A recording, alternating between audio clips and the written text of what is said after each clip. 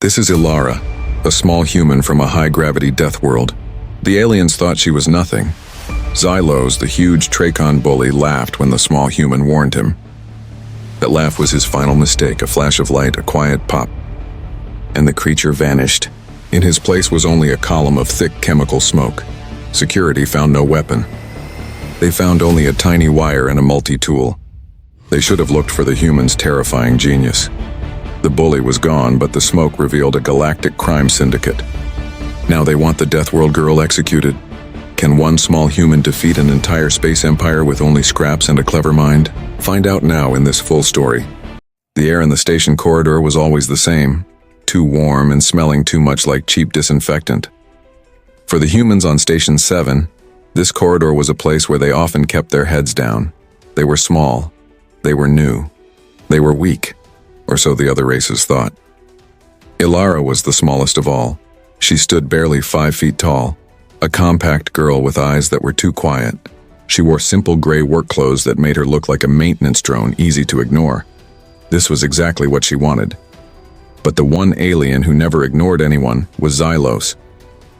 Xylos was a Trachon, a huge purple creature with thick scaled skin and 4 powerful arms. He was easily twice Elara's height and 4 times her weight. Xylos was loud. Xylos was lazy. Xylos was a bully. He liked to push people just to see them fall. Today, Xylos had found a new target. Kenji. Kenji was not human. He was a small, delicate Veen from a low-gravity world, and he was trying to fix a broken data panel near the main mess hall. Xylos stood over him, his huge shadow covering the little alien. "Look at this tiny thing," Xylos's voice boomed, bouncing off the metal walls. His voice was like grinding rocks. "Trying to fix my station? Go home, weakling. You only make things dirty." Xylos laughed a big, wet laugh. Then, he raised his foot, bringing it down hard on Kenji's toolkit, crushing a delicate sensor array. Kenji made a small, sad sound and shrank back against the wall, his tiny hands trembling. This was the moment. The crowd of aliens in the corridor stopped talking. They had seen this 100 times.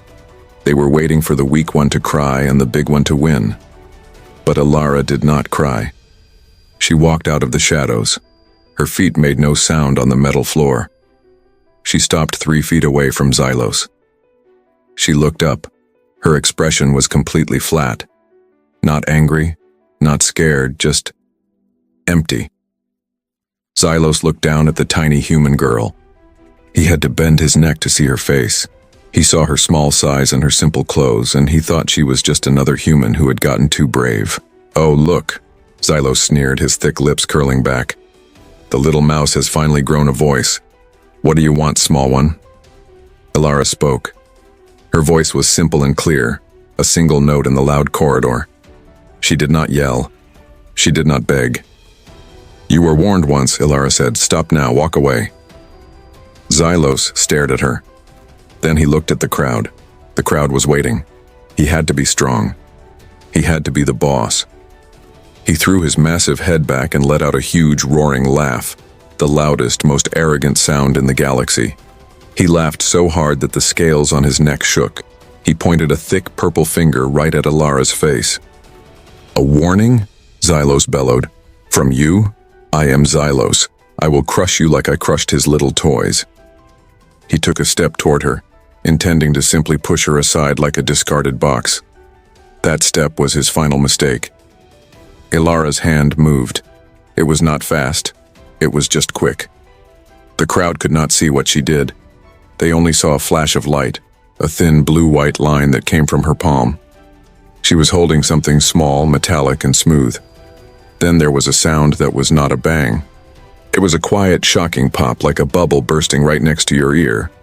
And then, there was nothing. Xylos was gone. The huge purple bully who had been laughing a second ago was completely absent. Where he had stood, there was only a column of dense, grayish-black smoke. The smoke smelled like burned rubber and a strange, sweet chemical. It did not rise. It hung heavy in the air, a silent, swirling cloud. The corridor went silent. The laughter was cut off like a broken wire. The aliens in the crowd stared, their many different eyes wide with total shock. Some screamed. Most just stood still, their minds trying to process the impossible. A massive alien, a loud bully, had simply been erased in one moment. Vanished. Elara lowered her hand. She did not look at the smoke. She did not look at the terrified little Veen, Kenji, behind her. She did not even look at the crowd. She simply turned around, took 2 calm steps, and walked back into the shadows she had come from. 2 seconds later, the station's main emergency alarm began to scream a loud, flashing red warning. The hunt had begun. The Deathworld girl was gone, and the huge mystery of the vanished bully was the only thing left behind. The screaming red alarm did not last long. Within 3 minutes, the heavy steel door of the corridor slid shut, sealing the area. Station security moved with trained, heavy speed. They found Elara standing quietly by a trash compactor on a lower deck. She had made no effort to run fast, just to move away from the main scene. Commander Cathar was in charge. Cathar was a Xylon, tall, with blue scales and 4 eyes that rotated slowly, taking in everything. He was a veteran of 100 station crises. He expected to find a dangerous, crazed terrorist with a heavy energy weapon. Instead, he found Elara.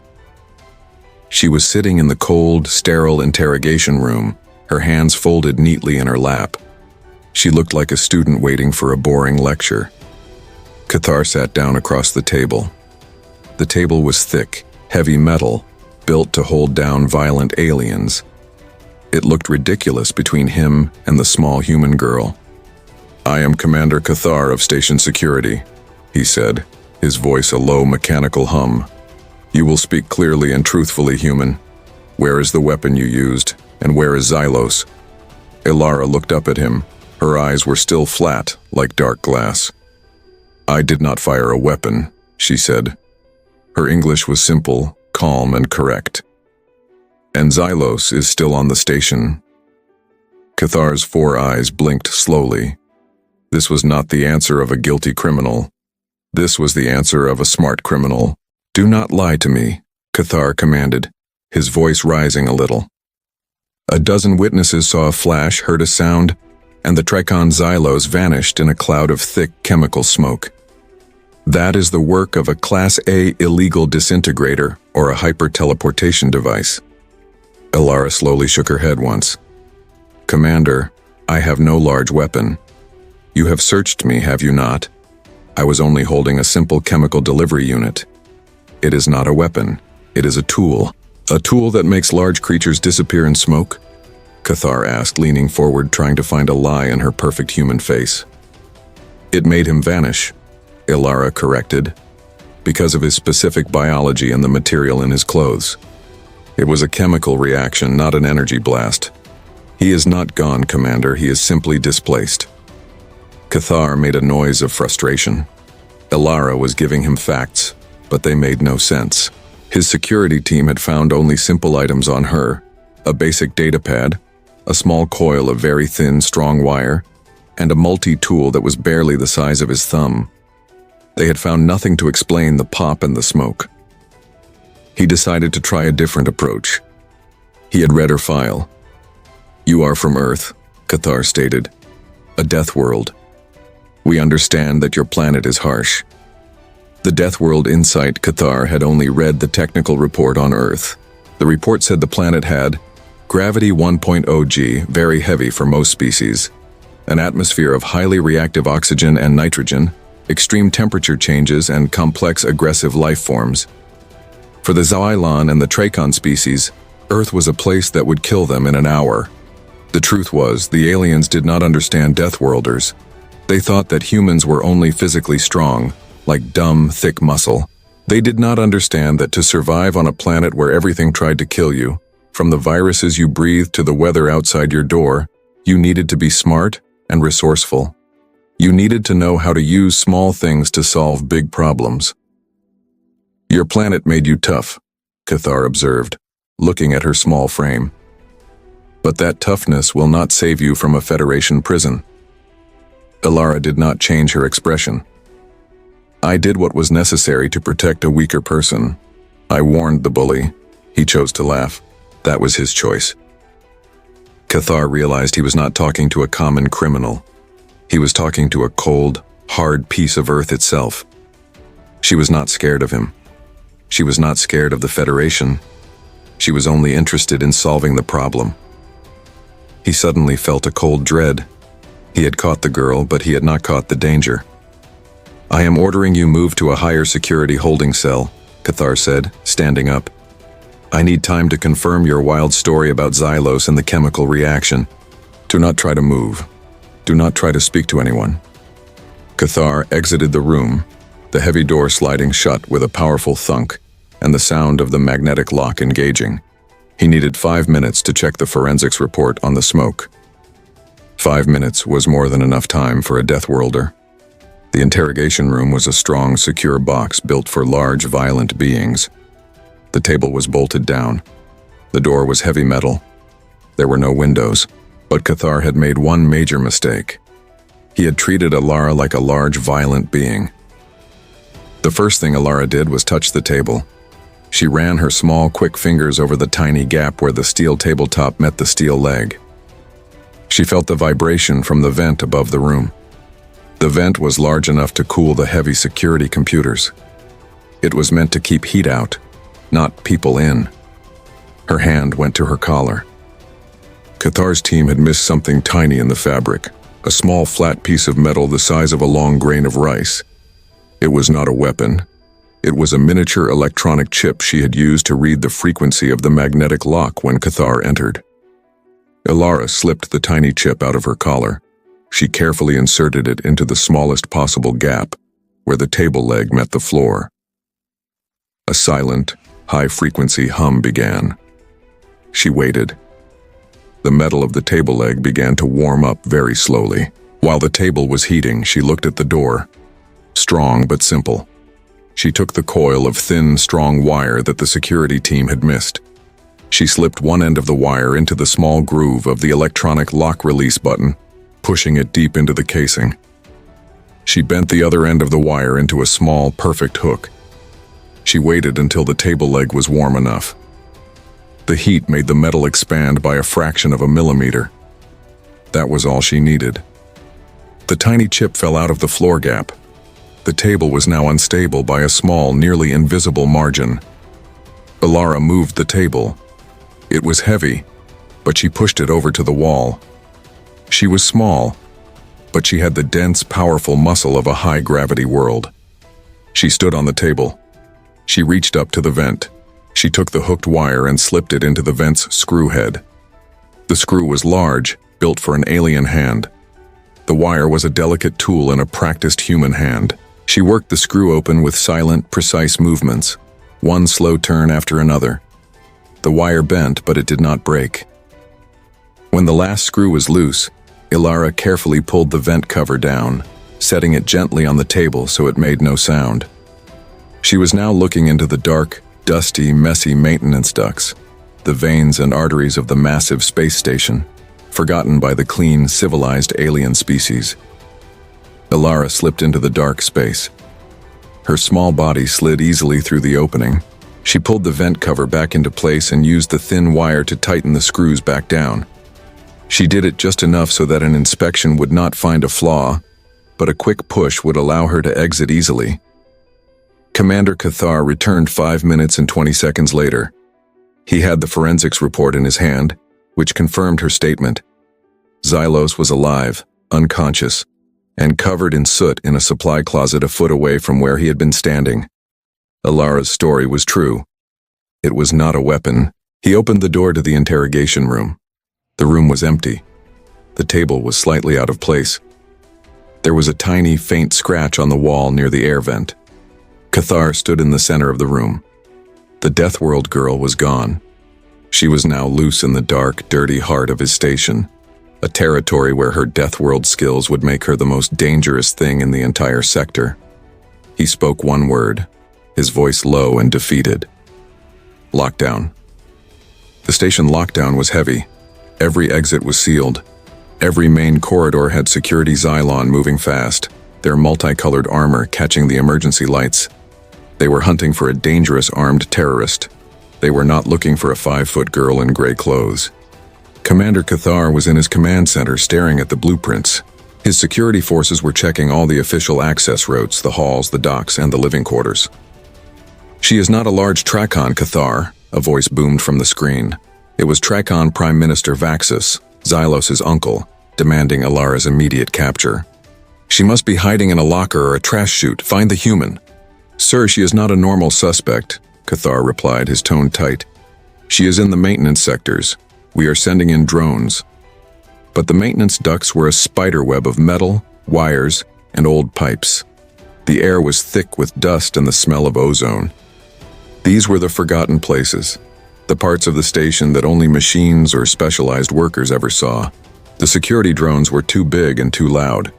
They got stuck in the narrow bends or tangled in the old wiring. For Elara, this was not hiding. This was home. Her ancestors had lived in caves, climbed mountains, and found shelter in impossible places. The clean, brightly lit parts of the station were artificial and weak. The dark, messy ducts were real. The metal was cold. The wires hummed. The ducts had secrets. She moved with an easy, silent grace that no other species could match. Her small size was an advantage.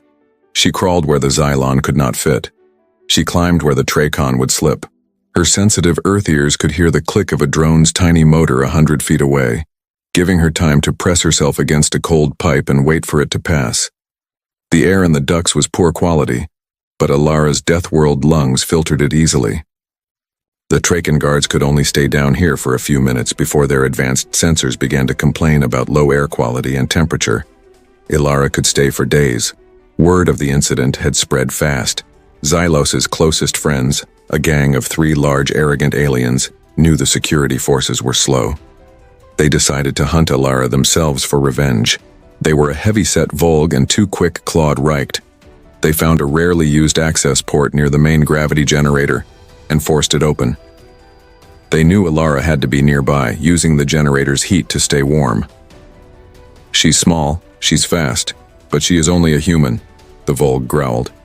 "We will drag her out and show the station what happens to bullies of the Tracon." They pushed into the dark duct. The Volg, confident and stupid, went first. Elara was waiting 20 feet down the line. She had seen their heavy bodies and loud, stupid movement through a small crack in the pipe.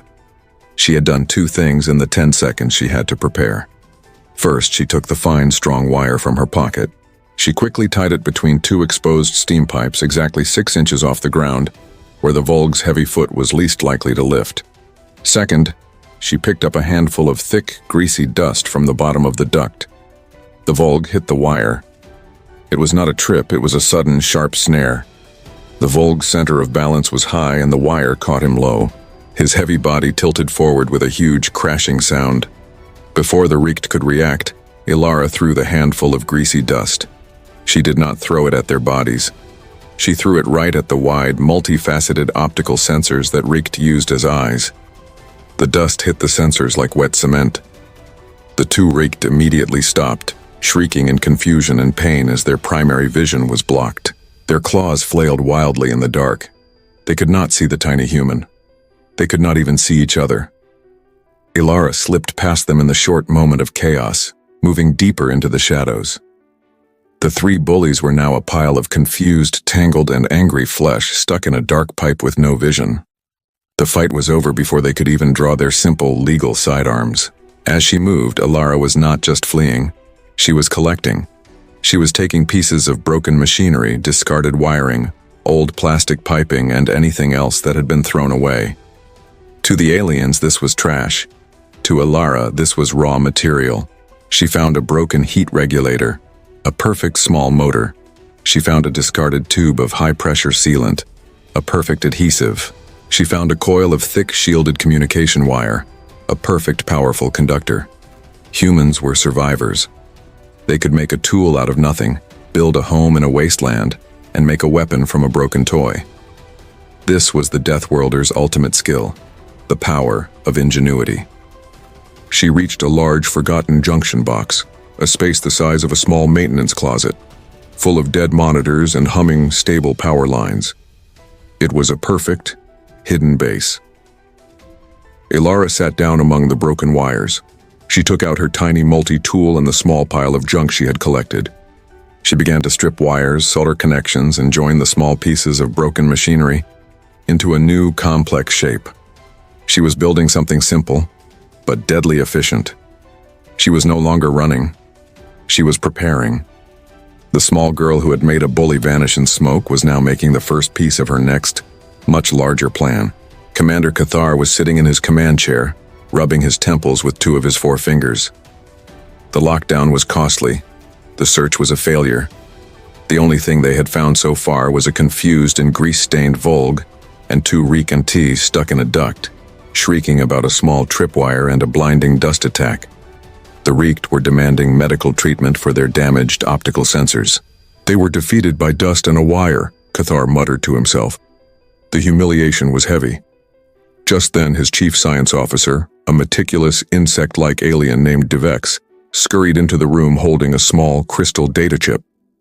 "Commander, we have the full forensics analysis on the Xylos incident," Devex reported, his antennae twitching with excitement. "The results. They are unprecedented." Cathar took the chip and inserted it into his console. The data unfolded across his screen. Cathar stared at the words, reading them 3 times. "No energy weapon." Devex explained. "Commander, the human did not disintegrate him. She targeted the dye in his shirt and a weak point in his trachon physiology, the protective oil on his scales. The small device she used, a chemical delivery unit as she called it, was a highly pressurized spray. It mixed the powerful solvent with the clothing dye. The reaction was immediate," Devex continued excitedly. "The sudden vaporization of the solvent and the dye caused a micro-explosion of steam and chemical smoke, which displaced Xylos and stunned his central nervous system.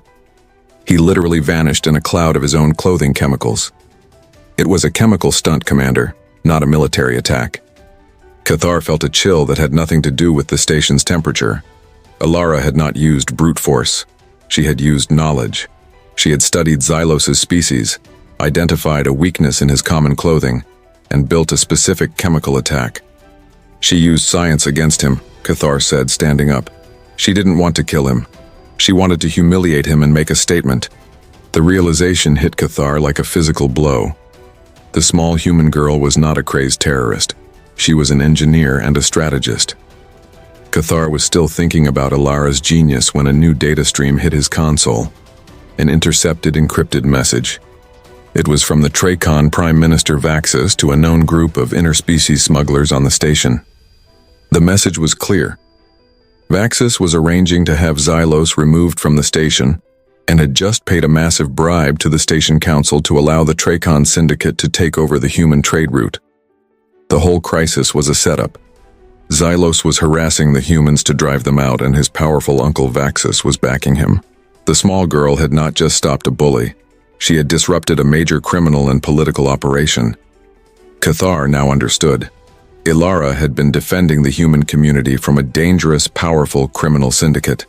Her simple tool was the only way she could fight back against the Trakon's influence without starting a full-scale war.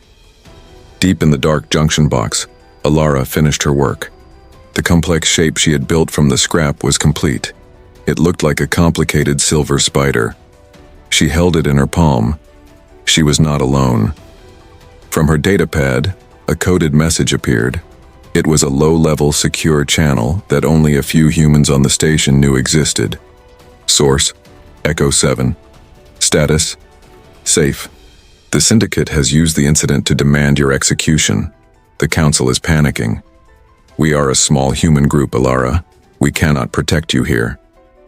Elara sent a reply, her fingers moving quickly and efficiently on the datapad. 2. Echo 7. Do not protect me. I do not need protection.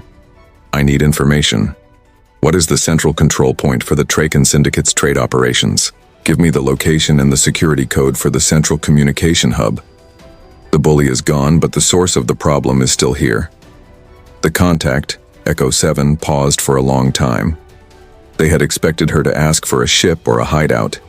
They had not expected her to ask for the keys to the enemy's fortress. A moment later, the location of the central hub and the day S security codes appeared on Elara's screen. Elara looked down at the spider-like device in her hand. It was ready. The fight had moved from a single bully to a powerful organization.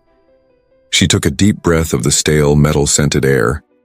She was no longer hiding. She was moving to the attack. She was the one hunting now. The revelation that Elara was not a terrorist but an engineer only made the situation worse for Commander Cathar. He now knew the truth, but the galaxy did not. Prime Minister Vaxus, Xylos's uncle, did not care about forensics. He cared about power. He used his influence to turn the simple incident into a full-blown diplomatic crisis. Vaxus released a statement across the entire Federation network. The humans have used an unauthorized biological weapon against a member of the Tracon High Council family. This is an act of war. The girl, Elara, must be publicly executed as a terrorist or the Tracon military will blockade Station 7 and cut off all trade. The Station Council, a group of nervous old aliens focused only on profit, panicked. A trade blockade meant financial ruin for everyone. They immediately issued a public arrest warrant for Elara, labeling her extremely dangerous and armed. They also sent a formal apologetic message to Vaxus promising to end the human presence on the station. The small human community on Station 7 was trapped. They were not warriors or politicians. They were technicians, traders, and scientists. They were small and few in number. They had expected the Council to protect them. But when they heard the Council's decision to hand over Elara and cancel their trade rights, their quiet fear turned into a hard, cold anger. The human leader, a grizzled engineer named Mr. Davies, called a community meeting in a hidden cargo bay. "They think we are weak," Davies said to the 20 humans gathered there. "They think we will give up Elara to save ourselves. They think we will walk away from our businesses and our home." A young scientist stood up. "Elara saved Kenji. She stood up to a bully when no one else would. She is one of us." "Exactly," Davies nodded. "The Council is scared of Vaxus, but we are Deathworlders. We do not give up our own. We will stand firm. We refuse to surrender Elara. If they want her, they will have to come through the whole human sector." The human community, though small, had drawn a line in the sand. This was no longer about Xylos. This was about the right of the humans to exist in the galaxy. Commander Cathar was under immense pressure. The Council was screaming at him to stop the human uprising and capture Elara. Vaxus was threatening his job, his life, and the station's economy. Cathar stood firm. He knew the truth. "I will not attack the human sector," Cathar told the Council in a fierce meeting. "They have committed no crime. They are defending their rights. Elara used a chemical trick, not a weapon of war. You are letting a corrupt Tracon bully you into making a mistake." The Council overruled him. They authorized a massive security sweep of the station, ordering Cathar to treat the human sector as a hostile zone. Cathar knew he had to catch Elara first. If the Tracon Syndicate forces, who had paid off many of the Council's personal guards, caught her, they would kill her before she ever saw a trial. Cathar began to hunt Elara, not to capture her for the Council, but to find her before the Syndicate did. Deep in the darkness of the ducts, Elara watched the massive political storm she had created. The messages from Echo 7 confirmed everything. The Tracon Syndicate's greed, Vaxus's threats, and the Council's cowardice. Elara knew that one simple truth was the only thing that could stop the crisis. Proof. The Tracon Syndicate's main communication hub was in the heart of the station's commerce level, a heavily guarded, luxurious suite. That hub held all the data, the illegal deals, the corruption records, the bribes to the Council, and the orders to harass the humans. Elara looked at the small, spider-like device in her hand. It was an advanced data siphon, a tool built from scrap to hack any network, no matter how strong the firewall. She spoke quietly to her datapad, her simple words carrying the cold determination of a Deathworlder. The bully laughed. The Council followed the bully. "It is time to show them what happens when you try to bully a human," she murmured. She began to move out of the maintenance ducts, not towards the human sector for safety, but upwards, towards the heavily guarded heart of the station. the Syndicate's communication hub. She was going to end the crisis with one final, impossible move. Elara knew the Syndicate's communication hub was guarded by a heavily armored team of Tracon loyalists and mercenary aliens. A direct fight was impossible. She was a small girl with a scrapyard device. They were a small army with blasters. Her plan was not to fight them, but to fight the system they trusted. She spent the next hour moving slowly and carefully through the service tunnels directly above the Syndicate's luxurious suite. She used the data from Echo 7 to find every weak point in the hub's security systems, the air vents, the water lines, the redundant power cables, and the lighting grid. She used the strong, thin wire to rappel down a vertical maintenance shaft. She was hanging upside down in the dark, her hands working with speed and precision. Elara placed a tiny, specialized magnetic chip, re-engineered from a simple door lock, onto the main security panel. This chip was set to quietly override the door locking signal and replace it with a false alarm signal. She found a large container of thick industrial cleaning solvent, strong stuff used to clean engine grease. She slowly rigged the water pipes that ran right beneath the corridor carpet. She used her sealant to create a weak, temporary seal. She placed a small, simple capacitor, taken from a discarded monitor, into the main power junction for the suite's lighting. When activated, it would not blow the lights. It would make them flash quickly, chaotically, and in a pattern that would cause vertigo and confusion in all the alien species in the room. Her final piece of work was the spider-like device. She attached it to the central server line that ran directly into the floor of the hub, using it like a parasite to silently copy all the Syndicate's data. The Tracon loyalists, led by Xylos's powerful right-hand alien, a Gorn named Fex, knew Elara was in the area. They had cornered the area and were waiting for her to come out of the dark. "The human cannot hide forever," Fex roared, his voice thick with impatience. "When we find her, we will show them that no trick can stop a Gorn." As Fex and his 6 guards moved into the corridor right outside the communication hub, Elara made her move. She sent a single, simple command from her datapad. The magnetic chip on the main security panel activated. The system detected Fex and his guards, but instead of locking the doors to keep them out, the system registered a massive internal security breach. All the doors to the central hub slid open with a loud whoosh. The main lights in the corridor turned to flashing, headache-inducing red. Fex and his guards ran inside, thinking Elara was trapped inside. They rushed the central room, blasters ready. As the Gorn and Tracon loyalists stepped onto the luxurious thick pile carpet of the hub, Elara sent the second command. The temporary seals on the water pipes burst. The cleaning solvent under high pressure flooded the floor immediately. The alien guards, used to walking on dry, solid ground, stepped straight into a slick, oily trap. Their multi-jointed legs slipped wildly on the expensive carpet soaked in industrial grease. The huge, heavy Gorn named Fex slipped and crashed with a mighty thud, sliding across the floor and slamming into the main server rack. The moment Fex hit the server rack, the final trap activated. The capacitor burst, not with a bang, but with a sudden, deep red, flashing psychedelic light show. The alien guards, already confused by the slippery floor and the crashing, were now disoriented by the chaotic light flashing into their complex eyes. They were fighting the floor, the lights, and their own biology. Elara, having climbed out of the shaft and into an air vent overlooking the main hub, watched the chaos. The data siphon, the spider device, finished its work. It had copied every file. As Fex tried to stand up, covered in grease and dizzied by the flashing light, he accidentally grabbed a wire bundle connected to the hub's main entertainment system. He pulled it down and the station's main public broadcast screen, which was supposed to be showing a calming nature scene, suddenly switched to a live feed of the Syndicate leader, Vaxis, sitting in his office discussing the bribe money. Elara sent one final, quick command to the spider device.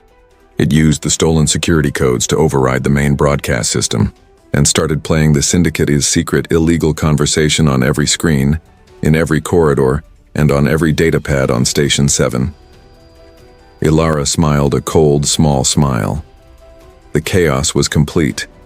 She had defeated a heavily armed gang with grease, wire, and a few broken light bulbs.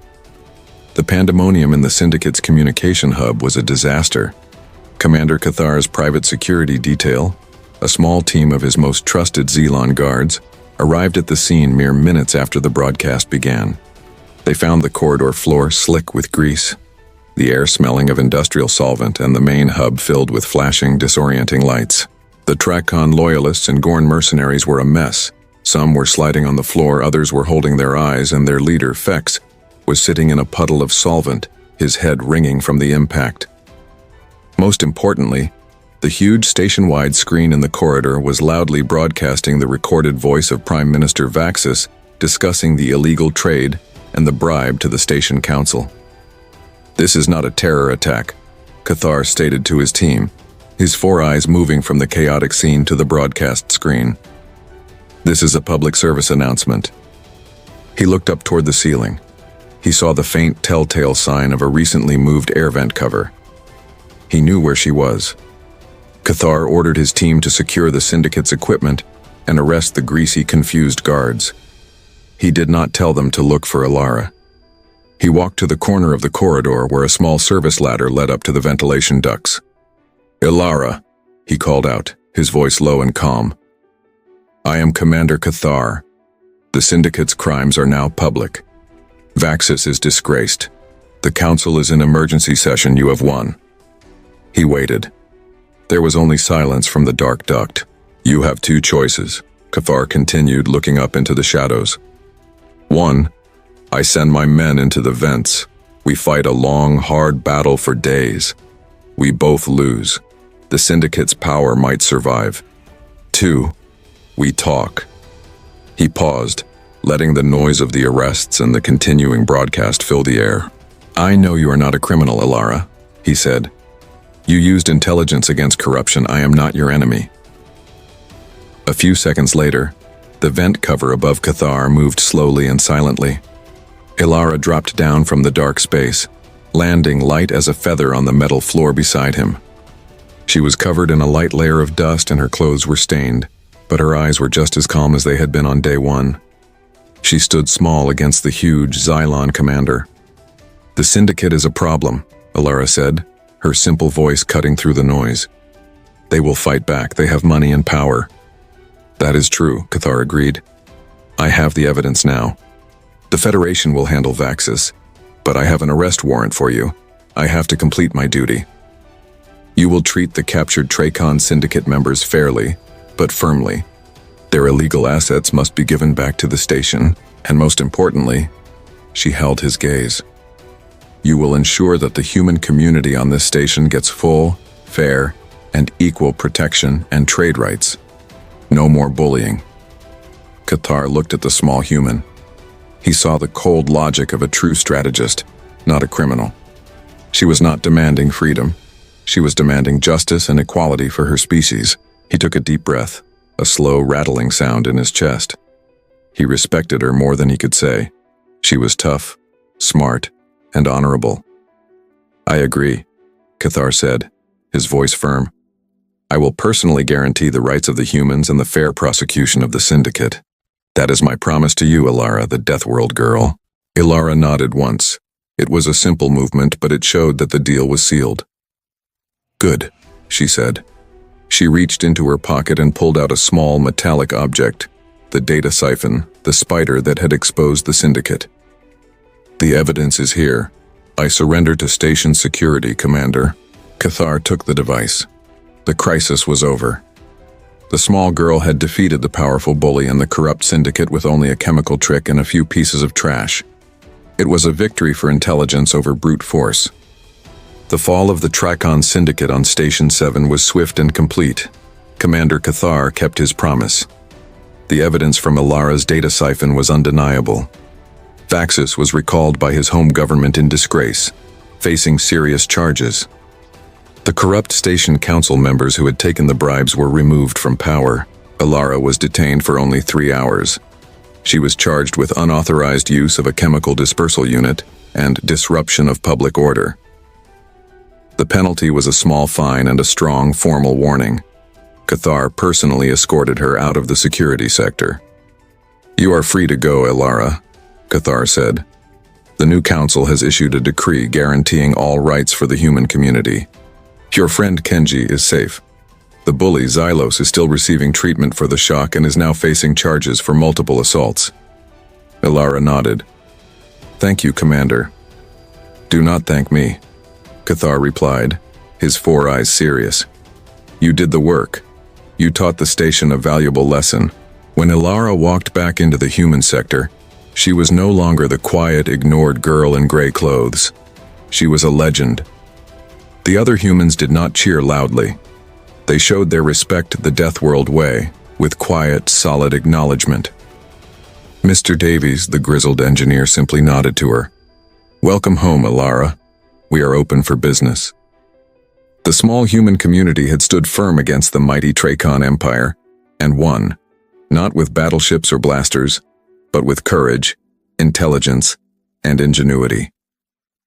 The other species on the station began to look at the humans differently. They were still small. They still came from a harsh, high-gravity world. But now, when they saw a human, they remembered the story of the girl who made a huge purple bully vanish into a cloud of smoke and brought down an entire crime syndicate with a few pieces of trash. They realized that the biggest danger in the galaxy was not brute strength. It was the survival instinct and smart mind of a species that had survived a death world. Humans were no longer seen as weak. They were seen as resourceful, unpredictable, and deeply dangerous when cornered. Later that day, Elara was back in her small room, cleaning her simple tools. She looked at the small metallic device she had used on Xylos, the chemical dispersal unit. A team of Federation scientists had studied the device. They were amazed. It was simple, precise, and non-lethal, but terrifyingly effective. They had labeled the Earth-developed chemical as highly restricted, and the overall device as a Class B biohazard, used with extreme caution. Elara put the device away. She was not a fighter by choice, only by necessity. Suddenly, her datapad chimed.